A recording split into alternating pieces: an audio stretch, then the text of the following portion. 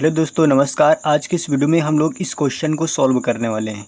हमारा क्वेश्चन क्या है, दो संख्याओं का अंतर 26 है और एक संख्या दूसरी संख्या की 3 गुनी है, संख्या ज्ञात कीजिए। यानी ये क्वेश्चन अगर कहें तो ये क्वेश्चन 2023, 22, 21 और भी बोर्ड पेपर में पूछा जा चुका है। तो इसलिए ये क्वेश्चन बहुत ही महत्वपूर्ण है।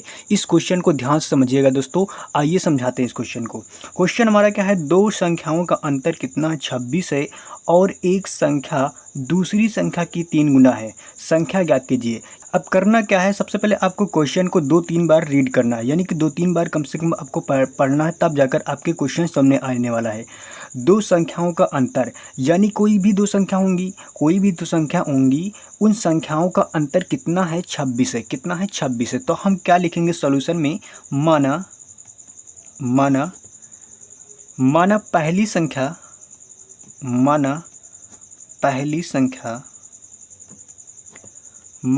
संख्या इक्वल टू कितना है, x। यानी कि हमें कोई संख्या मालूम नहीं है यहाँ पर, यानी कि हमको पता ही नहीं है कि कौन सी वो दो संख्या हैं जिनका अंतर 26 है। तो हम मान लेंगे क्या, माना पहली संख्या बराबर कितना हो जाएगा, x, और दूसरी संख्या को क्या मानेंगे, y मानेंगे। तो दूसरी संख्या बराबर क्या हो जाएगा, दूसरी संख्या बराबर y। दो संख्याओं का अंतर 26 है, तो हमने दो संख्याएं मान ली। माना पहली संख्या x होगी और दूसरी संख्या होगी y, और एक संख्या दूसरी संख्या की 3 गुनी है। अब देखिए यहाँ पर क्या कह रहा है, एक संख्या दूसरी संख्या के 3 गुनी है। अब प्रश्न के अनुसार आपको सॉल्व करना है। तो प्रश्नानुसार क्या लिखेंगे, प्रश्नानुसार। अब देखिए यहाँ पर पहली हमारी इक्वेशन क्या बनेगी, दो संख्याओं का अंतर कितना है, 26। तो हम लिख सकते हैं x minus y equal to कितना दिया है, 26। यानी कि दो संख्याओं का अंतर का मतलब क्या होता है, माइनस। यानी दो संख्याओं का डिफरेंस कितना दिया है, 26 दिया है। तो x minus y equal to कितना हो जाएगा, 26 हो जाएगा। अब आगे क्वेश्चन में कह रहा है एक संख्या दूसरी संख्या की 3 गुनी है। एक संख्या यानी कि पहली संख्या, क्या लिखेंगे, पहली संख्या दूसरी संख्या की, यानी कि दूसरी संख्या कौन है, तो दूसरी संख्या तुम्हारी y है। तो दूसरी संख्या की कितनी गुनी है, तो 3 गुनी। तो क्या लिखेंगे, x इक्वल टू 3y।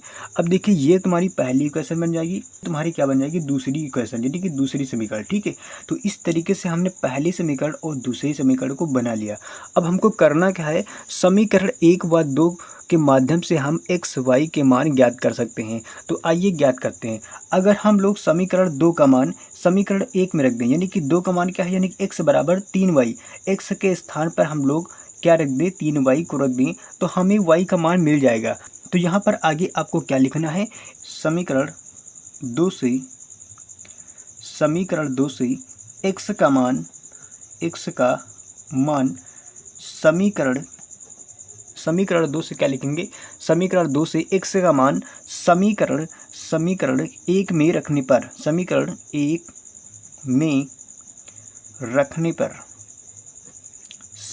1 में रखने पर तो क्या हो जाएगा। तो आइए उठाकर मान इसका रख देते हैं। समीकरण 2 में x का क्या मान है, तो x बराबर 3y है। तो x के स्थान पर हम लोग क्या रखेंगे, 3y, यानी कि इसके स्थान पर क्या रख देंगे, 3y। तो क्या हो जाएगा, 3y माइनस का y बराबर 26। यही तो हमारी समीकरण पहली है, यानी कि x के स्थान पे हमने कितना रख दिया, तो x के स्थान पे हम 3y रख चुके हैं।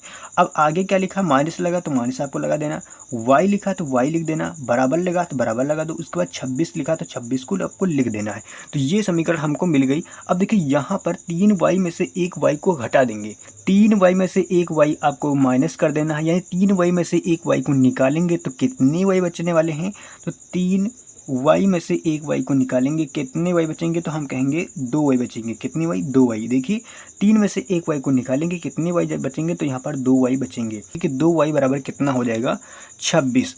अब देखिए यहाँ पर 2 से हम लोग 26 को बहुत आराम तरीके से काट सकते हैं। यहाँ पर कितना हो जाएगा, 13 दूना कितना होता है, 26। यहाँ पर कितना हो जाएगा, 2 एकम 2 और 2 तियां 6, 2 एकम 2 और 2 तियां 6, यानी कि y इक्वल टू कितना आ जाएगा, 13 आ जाएगा।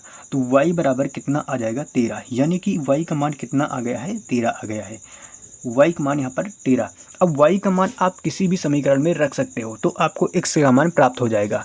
यानी कि समीकरण 1 में रखें या फिर समीकरण 2 में, आप किसी भी समीकरण में y का मान रख सकते हो। बहुत आसान तरीके से आपको x का मान मिल जाएगा। तो आइए y का मान किसी भी समीकरण में हम पुट करते हैं। अब आगे क्या लिखना है आपको, y का मान समीकरण नंबर 1 में रखने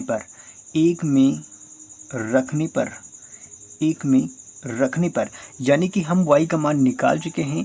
अब y का मान समीकरण 1 में रखेंगे। समीकरण 1 तुम्हारी क्या है, x माइनस वाई बराबर कितना है, 26। तो यहाँ पर y के स्थान पर आपको कितना रखना होगा, y के स्थान पर आपको 13 रखना होगा। तो क्या हो जाएगा, x माइनस का 13 बराबर कितना हो जाएगा, 26 हो जाएगा। अब देखिए माइनस का 26 जब उस पार भेजेंगे तो क्या हो जाएगा, x इक्वल टू यानी कि x बराबर कितना हो जाएगा 26 और प्लस में कितना हो जाएगा 13। इस पार 13 माइनस में ही, उस पार जाने पर क्या हो जाएगा, प्लस का हो जाएगा। तो x बराबर कितना हो जाएगा, तो हम कह सकते हैं कि x बराबर x बराबर कितना हो जाएगा, तो x बराबर अब देखिए 6 3 को जोड़ेंगे कितना हो जाएगा, 6 3 9 और 2 1 3, यानी कि x का मान कितना आ गया, 39 आ गया। कितना आ गया, 39। इस तरीके से हम कह सकते हैं। अतः पहली संख्या हमारी क्या हो जाएगी, यानी पहली संख्या हमने x को माना था। अतः पहली संख्या बराबर क्या हो जाएगा, पहली संख्या बराबर 39। यानी कि पहली संख्या को हमने क्या माना था, x, और दूसरी संख्या को हमने क्या माना था, दूसरी संख्या को हमने माना था y। दूसरी संख्या को हमने क्या माना था, y। एक बार पुनः आपको फिर से दिखाते हैं कि पहली संख्या हमने क्या माना था और दूसरी संख्या को हमने क्या माना था। तो यहाँ पर आप देख सकते हैं कि माना पहली संख्या बराबर x, यानी पहली संख्या हमने माना था x और दूसरी संख्या को माना था y। तो हम क्या लिख सकते हैं, x बराबर कितना हमारा आ गया 39 और y बराबर कितना आया है, यहाँ पर y बराबर कितना आ गया है 13। तो दूसरी संख्या हमारी क्या हो जाएगी, दूसरी संख्या हमारी हो जाएगी 13। तो यहाँ पर दूसरी संख्या हमारी क्या हो जाएगी, 13। तो इस तरीके से हमने x और y के मान दोनों निकाल लिए हैं और यही हमारा क्या हो जाएगा आंसर। यहीं पर आपको सवाल को छोड़ देना और यही आपका आंसर हो जाएगा। इस तरीके से आप इन सवालों को लगा सकते हैं। ये सवाल आप तैयार करके जरूर जाना, शायद हो सकता है कि बोर्ड पेपर में यही सवाल आ जाए। तो मिलेंगे दोस्तों नेक्स्ट वीडियो में, तब तक ले जय हिंद जय भारत। वीडियो देखने के लिए आपको बहुत बहुत धन्यवाद।